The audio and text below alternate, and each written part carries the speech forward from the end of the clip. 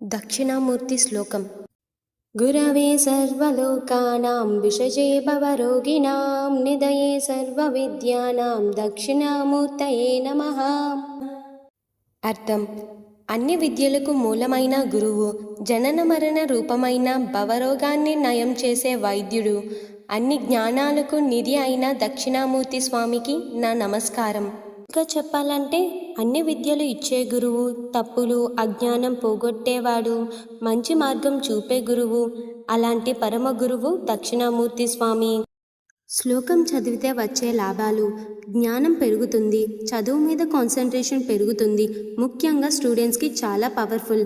అజ్ఞానం తగ్గుతుంది, భయాలు కన్ఫ్యూజన్ తగ్గుతాయి, క్లారిటీ వస్తుంది, గురు కృప వస్తుంది, మంచి టీచర్స్ మంచి గైడెన్స్ దొరుకుతుంది, మనసు ప్రశాంతంగా ఉంటుంది, స్ట్రెస్ తగ్గుతుంది, ఫోకస్ ఇంప్రూవ్ అవుతుంది. ఈ శ్లోకం రోజులో 3, 11, 21 సార్లు చదవడం వల్ల మంచి రిజల్ట్స్ వస్తాయి.